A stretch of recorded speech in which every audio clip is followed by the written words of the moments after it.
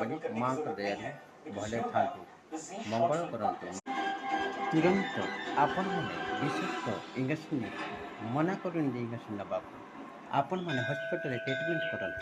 ଆପଣମାନଙ୍କୁ କହୁଛନ୍ତି ଯେ ଟ୍ରିଟମେଣ୍ଟ କରନ୍ତୁ। ବିଷାକ୍ତ ଯେଦିନ ଭଲ ହେଲା ବହୁତ କଜିଜା ପଡ଼ିବ। ଆପଣମାନେ ଯାଇକିରି ଭଲ ହେବେ, ଇଞ୍ଜେକ୍ସନ୍ ନେବେ। ଦେଖନ୍ତୁ ମହତ କିନ୍ତୁ ପଡ଼ିଯାଏ ଏଠି ବିଷାକ୍ତ ଜନ୍ତୁ। ସେୟାର କରନ୍ତୁ ଆପଣମାନେ, ଯେତେ ଦୂର ଲୋକ ଭଲ ହେଇପାରିବେ ସେୟାର କରନ୍ତୁ ଭିଡ଼ିଓକୁ। ଆପଣମାନେ ଇଞ୍ଜେକ୍ସନ୍ ନେଇକିରି ଆସିବେ।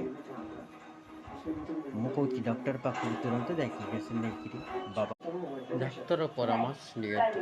ବିଷାକ୍ତ ଯେତେ ଜନ୍ତୁ ହୋଇଥାଉ ପରାମର୍ଶ ନିଅନ୍ତୁ। ଏଇଥିପାଇଁ ଭିଡ଼ିଓ ବନେଇଛି ଯେ ଦୁଇ ଦିନ ବହୁତ ଯନ୍ତ୍ରଣା ଭୋଗିଛି, ବାବାଙ୍କ ପାଖକୁ ଯାଇ ଗୋପ ଭଲ ହେଇଛି। ଏଇଥିପାଇଁ ଭିଡ଼ିଓ ବନେଇ ଅପେକ୍ଷା କରିବେ ଟିକେ, ଗୋପ ବାବାଙ୍କ ପାଖକୁ ଯାଇକି ଭଲ ହେବେ।